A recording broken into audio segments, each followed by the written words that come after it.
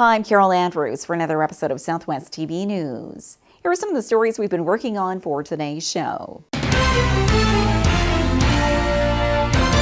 The Saskatchewan Ministry of Health is getting a more in-depth look into long-term care in the province, following an extensive report. As we make our way into the middle of October, Southwest Saskatchewan has enjoyed more sunshine and milder conditions than normal for this time of the year. Saskatchewan's regional colleges play an integral role in the post-secondary landscape of the province. And now a three-part, 30-minute television series will profile all 7 of Saskatchewan's regional colleges through their course offerings and student life options.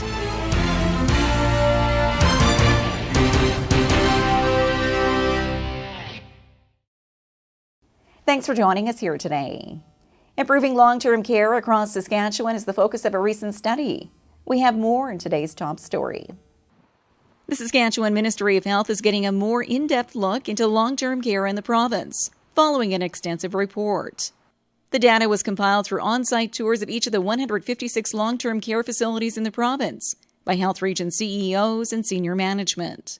According to the Minister of Health, the review was spurred after he received several concerns earlier this year on long-term care facilities.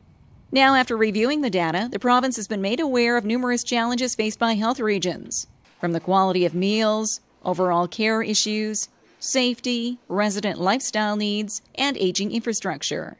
The province has now committed $10 million to address urgent issues in long-term care, with the intention to continue its commitment to improving the overall system. We need to really look at how we deliver seniors care, and in particular long-term care.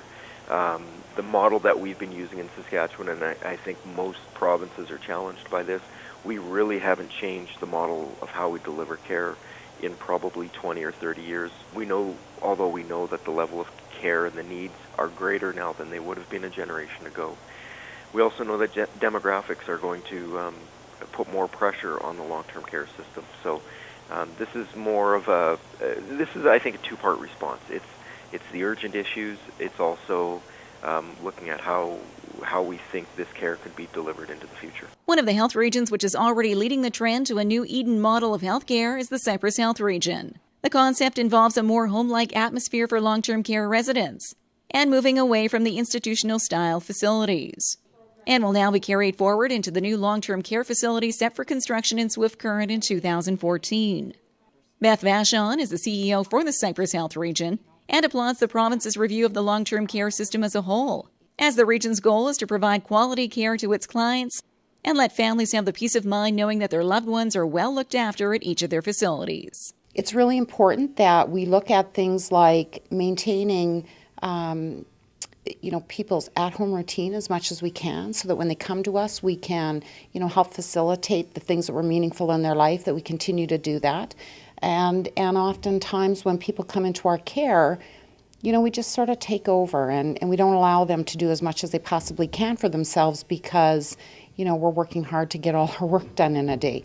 So again, just allowing people to maintain, all the adulthood rights that they had before they came into our facility. So just being thoughtful about what's important to the people that we serve and actually knowing them as individuals and unique people who, have preferences. The ongoing long-term care review in the province will now require annual CEO visits to their respective facilities, 60, 90, and 120-day reports on these locations to the ministry, and the establishment of resident and family councils at all of the long-term healthcare facilities. Stakeholder meetings will be held around the province later this year, bringing together healthcare leaders, healthcare staff, family, and other stakeholders to further address the improvements required and the path to a new model of long-term care in Saskatchewan.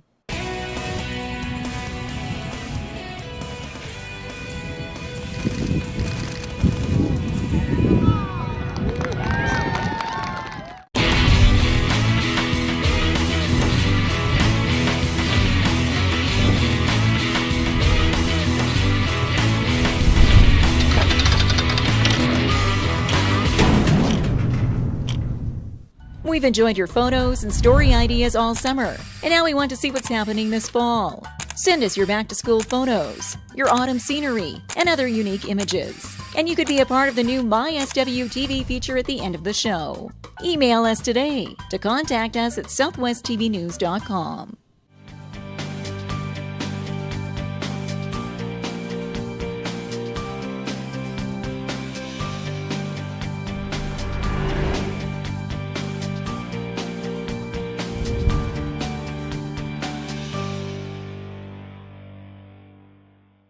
Every community in Saskatchewan plays a key role in the province's success. The assets of these communities help define their identity. And when properties are overlooked and not maintained, it reflects poorly on the community as a whole. Along with playing an integral role with assisting businesses, Community Future Southwest also helps communities with local beautification projects to increase their value. Community Future's General Manager John Parker explains the program. We choose a number of communities on an annual basis where they can receive up to $2,000 to do a community beautification program. That might be cleaning up their cemetery, playground equipment, a whole variety of things. Last year we had a large number of them because of the 100th anniversaries and everything coming up. So we approved 19 projects last year. One of those projects was the community swimming pool in the town of Shaunavon. In desperate need of a facelift, the popular summer destination for local residents was becoming an eyesore over the years. The town's Director of Wellness and Leisure outlines the outcome of the beautification project and how Community Future Southwest played an integral role. Well, it's very helpful, when you think of recreation and especially the swimming pool, it's always a loss for communities, so it doesn't look favorably when you keep asking for money. So with the Community Futures grant, it helped out tremendously. We have put in the sinks, new taps, new mirrors, new countertops, all in both the men's and ladies' washrooms. Then we painted the whole building except for the ceilings. That was done this year. Another community taking advantage of the beautification program is the village of Rush Lake. The community project focuses on its cemetery, where since its first interment in 1913, the site has slowly lost its property value over the years.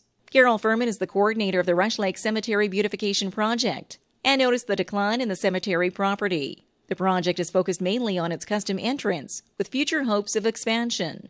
Furman explains why forming a local interest group was crucial in accessing the necessary funds for the project. People in the community were starting to comment about the state of the cemetery, so we decided to form a group. Even the tax base is very little in the village of Rush Lake. It's very small, and they have difficulty looking after something like that. So that's why we needed to form a group to try and raise some money and do the work. There just isn't that money in small communities. Thanks to Community Future Southwest, beautification projects such as Shaunavon Swimming Pool and Rush Lake Cemetery are adding value to their communities. If you have a community project that requires funding, contact Community Future Southwest today.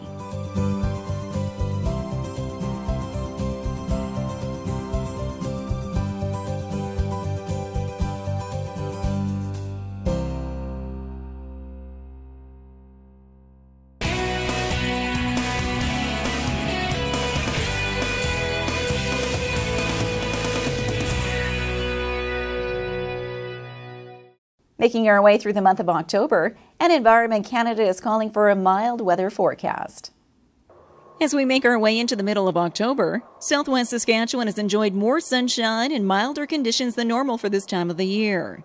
According to Environment Canada, September's temperatures were 4 degrees above normal. And so far into October, we've enjoyed temperatures at least 2 degrees warmer than usual. And this mild trend is expected to last through Thanksgiving, with no sign of snow. The models seem to suggest that conditions seem to be near normal conditions, which again in October would be highs of around 10, 11 degrees and lows just below the freezing mark. So that's what we're calling for. I know the Americans in the next couple of weeks are calling for it to be a little tad warmer than normal, and precipitation is always tough to get that right. I looked at the American models, and they're showing below normal precipitation. And again, for us, we're showing areas that may be normal to maybe a little wetter than normal. So there seems to be a conflict with regards to the precipitation. But my sense is that that splendid harvest is going to be able to continue on time. We're not going to see any of the white stuff in the next week or so, and that's a blessing, because one of the things we've seen in recent years, it's almost as if Thanksgiving and big dumps of snow are sometimes in the mix, and doesn't seem to be this year. Now, with a milder October and November in the forecast, Phillips says the impending winter may not feel as brutal or as long as that of 2012-13. Why it's difficult this year to suggest what it's going to be like. is because there is no clear indication from the water temperatures that we're seeing in the Pacific, neither an El Nino or a La Nina. In fact, if you look at southern Saskatchewan, when you do get this neutral water, that is water that's neither warm nor cold, and we've had 20 of those incidents since 1950. Well, almost the same number have been warmer than normal as colder than normal. So my sense is right now, throw a dart or roll the dice because, hey, it's not clear as to what kind of a winter we're going to be. But I would dare say that in Saskatchewan, it won't be as snowy because last year was one of the snowiest on record. And, hey, you don't bet records in my business. And it was, I'm not suggesting this winter will be warmer than last winter, but clearly I don't think it will be as long. And hey, I think that would be a positive news to think that, well, winter may just be 4 months, not 7 months long, as what we had to deal with in southern Saskatchewan last year. The short-term weather outlook for southwest Saskatchewan is calling for temperatures in the low to mid-teens. The normal high for this time of the year is 14, with an overnight low of 0.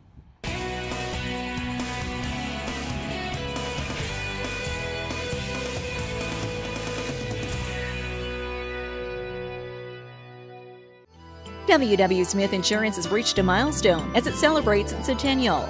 Having served southwest Saskatchewan for the past 100 years, W.W. Smith Insurance is your motor license issuer, while specializing in all of your personal and commercial needs, including home, auto, agro, business, and life insurance. W.W. Smith Insurance, independently owned and operated since 1913.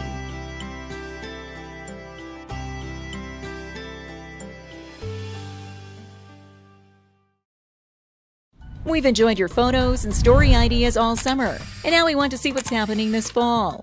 Send us your back-to-school photos, your autumn scenery, and other unique images. And you could be a part of the new MySWTV feature at the end of the show. Email us today to contact us at southwesttvnews.com.